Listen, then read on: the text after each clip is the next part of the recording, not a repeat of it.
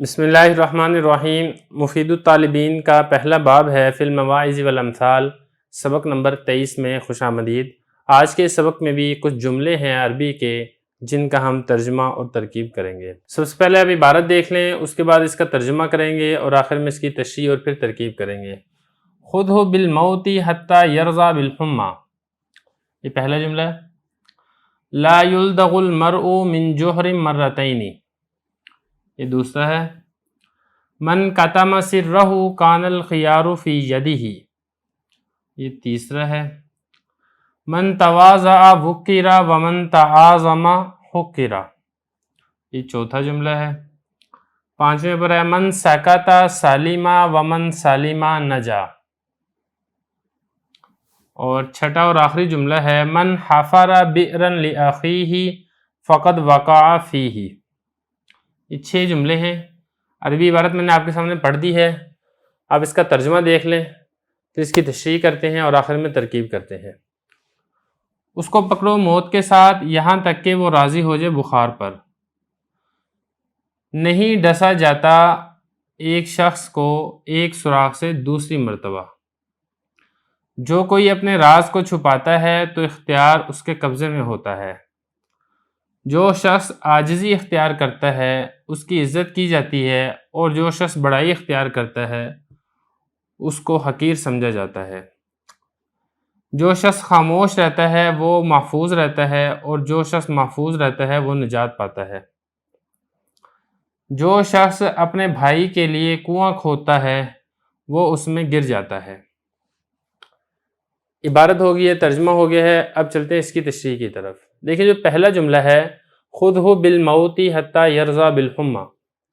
اس کو موت کے ساتھ پکڑو یہاں تک کہ وہ بخار پر راضی ہو جائے۔ مطلب اس کا یہ ہے کہ اگر کسی کو موت سے ڈرایا جائے تو موت کے ڈر سے وہ بخار پر راضی ہو جاتا ہے۔ مطلب انسان کی ایک فطرت ہے کہ اگر اس کو بڑی مصیبت اور بڑی آفت سے ڈرایا جائے اور اس کو پھر یہ دکھایا جائے کہ یا تو یہ بڑی مصیبت اور بڑی آفت ہے اور اس کے مقابلے میں ایک یہ چھوٹی مصیبت اور چھوٹی پریشانی ہے، تو لازمی بات ہے وہ بڑی کے مقابلے میں چھوٹی پریشانی پر راضی ہو جاتا ہے۔ اور اگر پہلے ہی اس کو چھوٹی پریشانی سے ڈرایا جائے تو عام طور پہ انسان اس پر راضی نہیں ہوتا ہے، وہ زیادہ پریشان ہوتا ہے۔ تو یہ پریشانی کم کرنے کا ایک طریقہ ہوتا ہے کہ بڑی مصیبت سے ڈرا کے چھوٹی مصیبت پر انسان کو راضی کیا جاتا ہے۔ یہ پہلا جملہ ہے۔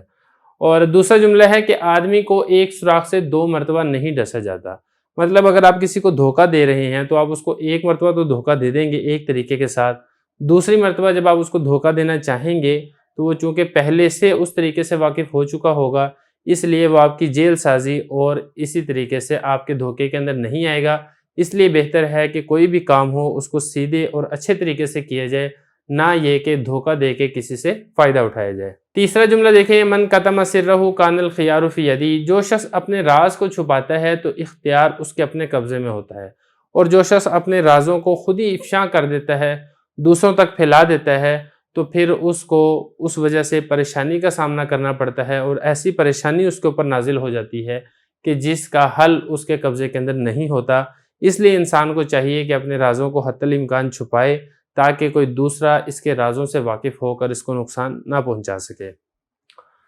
اور اس کے بعد چوتھا جملہ ہے جو شخص تواضع و عاجزی اختیار کرتا ہے تو اس کی عزت کی جاتی ہے، توقیر کی جاتی ہے، اور جو شخص بڑا بننا چاہتا ہے تو اس کو حقیر کیا جاتا ہے، اس کو ذلیل کیا جاتا ہے۔ یہ اللہ تعالیٰ کی جانب سے ایک چیز ہے، حدیث مبارک میں بھی اس کا تذکرہ آتا ہے من تواضع للہ رفعہ اللہ ومن تکبر وضعہ اللہ، جو شخص اللہ کے لیے عاجزی اختیار کرتا ہے اللہ تعالیٰ اس کو عظمت اور رفعت عطا کرتا ہے، اور جو شخص کبریائی اور بڑائی اختیار کرتا ہے تو اللہ تعالیٰ اس کو ذلیل اور حقیر کر دیتا ہے۔ اس کے بعد اگلا جملہ ہے جو شخص خاموش رہتا ہے وہ محفوظ رہتا ہے۔ یہ زبان ایک آفتوں کا دروازہ ہے، جو شخص جتنی زیادہ بات چیت کرتا ہے وہ اتنی زیادہ مصیبتوں، تکلیفوں، پریشانیوں میں مبتلا ہوتا ہے، اور جو شخص جتنا زیادہ خاموش رہتا ہے وہ اتنا زیادہ محفوظ رہتا ہے، مامون رہتا ہے، اور جو شخص محفوظ و مامون رہتا ہے وہ پھر نجات بھی حاصل کر لیتا ہے۔ آخری جملہ ہے جو شخص اپنے بھائی کے لیے کنواں کھودتا ہے تاکہ وہ اس کے اندر گر جائے تو انجام کار وہ خود اس کے اندر گر جاتا ہے۔ تو یہ اللہ تعالیٰ کی جانب کا ایک طریقہ ہے کہ جو شخص کسی اور کو نقصان پہنچانا چاہتا ہے، اپنے بھائی کا برا سوچتا ہے، تو انجام کار وہ دوسرے کو نقصان پہنچے نہ پہنچے اپنے آپ کو نقصان پہنچا بیٹھتا ہے۔ اس لیے ہمیں چاہیے ہم دوسروں کا بھی بھلا اور اچھا سوچیں اور اپنے بارے میں بھی اچھا کام کریں تاکہ ہمیں نقصان نہ اٹھانا پڑے۔ تو یہ چند جملے تھے جن کا میں نے آپ کے سامنے عبارت پڑھ دی ہے، ترجمہ کر دیا، تشریح کر دیا، آخر میں رہ گئی ہے اس کی ترکیب، آپ وہ بھی دیکھ لیں۔ خُذْهُ بالموت، خود یہ امر کا صیغہ ہے، واحد مذکر مخاطب، اور آپ کو معلوم ہے امر حاضر کا جو پہلا صیغہ ہوتا ہے، بلکہ امر حاضر کی جتنی گردان ہے اس کا جو فاعل ہے وہ ہمیشہ ضمیر مستتر ہوتی ہے، اسم ظاہر اس کا فاعل نہیں ہوتا۔ یہاں پر بھی انت ضمیر اس کا فاعل ہے، اور ہو ضمیر یہ اس خذ کا مفعول ہے، با حرف جر موت مجرور جار مجرور مل کر یہ اسی خود ہو کے متعلق ہے۔ حتیٰ یہ حرف جر ہے، یرضا یہ فعل ہے، ہوا ضمیر اس میں فاعل ہے، با حرف جر ہما مجرور جار مجرور مل کر یہ یرضا کے متعلق ہے۔ یرضا فعل اپنے فاعل اور متعلق سے مل کر یہ ان مصدر کی تعویل میں ہو کر پھر یہ حتیٰ کا مجرور ہے، اور حتیٰ جا حرف جر اپنے مجرور سے مل کر یہ بھی اسی خود ہو کے متعلق ہے، اور خود فعل انت ضمیر فاعل اپنے مفعول اور دونوں متعلق سے مل کر جملہ فعلیہ انشائیہ ہوگا۔ لا یلدغ المرء من جوہر مرتین، لا یلدغ، یلدغ یہ فعل مجہول ہے، المرء اس کا نائب فاعل ہے، یہ اس کو مفعول ما لم یسمى فاعلہ بھی آپ کہہ سکتے ہیں۔ من حرف جر ہے اور جوہر یہ مجرور ہے، جار مجرور مل کر یہ اسی لا یلدغ کے متعلق ہے، اور مرتین یہ اس کا مفعول فی ہے، تو لا یلدغ فعل مجہول اپنے نائب فاعل متعلق اور مفعول فی سے مل کر جملہ فعلیہ خبریہ ہوگا۔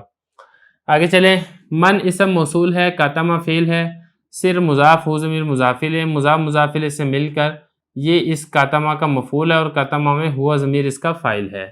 کاتما فعل اپنے فاعل اور مفعول سے مل کر جملہ فعلیہ خبریہ ہو کر من موصول کا صلہ، من موصول اپنے صلہ سے مل کر یہ بنے گا مبتدا، اور یہ پورا جملہ کان الخیار فی یدہ یہ اس مبتدا کی خبر بنے گا۔ کانا یہ فعل ناقص ہے، الخیار یہ اس کا اسم ہے، فی حرف جر ید مضاف ہی ضمیر مضاف الیہ، مضاف مضاف الیہ سے مل کر فی جار کا مجرور ہے،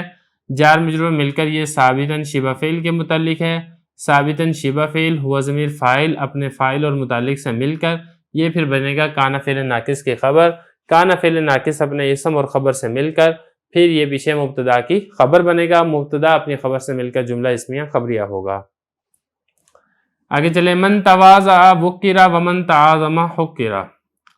من اسم موصول ہے، تواضع فعل ہے، ہوا ضمیر اس میں فاعل ہے، اور فعل فاعل مل کر جملہ فعلیہ خبریہ ہو کر شرط ہے، اور وکرا بلکہ اس کو شرط نہ بنائیں، اس کو مبتدا بنائیں۔ تواضع فعل ہوا ضمیر فاعل فعل فاعل مل کر من موصول کا صلہ ہے، من موصول اپنے صلہ سے مل کر مبتدا، اور وکرا فعل مجہور اس میں ہوا ضمیر اس کا نائب فاعل، فعل مجہور اپنے نائب فاعل سے مل کر یہ اس مبتدا کی خبر بنے گا، مبتدا اپنی خبر سے مل کر جملہ اسمیہ خبریہ ہو کر معطوف علیہ۔ آگے بھی بالکل ایسے ہی ہے، من اسم موصول تعاظم فعل ہوا ضمیر اس میں فاعل ہے، فعل فاعل مل کر جملہ فعلیہ خبریہ ہو کر من موصول کا صلہ، من موصول اپنے صلہ سے مل کر مبتدا، حکرا فعل ہوا ضمیر اس میں نائب فاعل، فعل مجہول اپنے نائب فاعل سے مل کر جملہ فعلیہ ہو کر یہ مبتدا کی خبر ہے، مبتدا اپنی خبر سے مل کر جملہ اسمیہ خبریہ ہو کر معطوف، معطوف علیہ معطوف مل کر جملہ عاطفہ۔ اگلا جملہ بھی بالکل ایسے ہی ہے، من اسم موصول سکت فعل ہوا ضمیر اس میں فاعل ہے، فعل فاعل مل کر جملہ فعلیہ خبریہ ہو کر من موصول کا صلہ، من موصول اپنے صلہ سے مل کر مبتدا، اور سلم فعل ہوا ضمیر فاعل فعل فاعل مل کر جملہ فعلیہ خبریہ ہو کر یہ پیچھے مبتدا کی خبر، مبتدا اپنی خبر سے مل کر جملہ اسمیہ خبریہ ہو کر معطوف علیہ، واو حرف عطف، یہ جملہ بھی بالکل ایسے ہی ہے، من اسم موصول سلم فعل ہوا ضمیر فاعل فعل فاعل مل کر جملہ فعلیہ خبریہ ہو کر من موصول کا صلہ،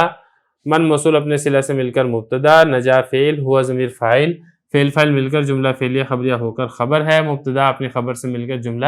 اسمیہ خبریہ۔ من اسم موصول ہے، حفر فعل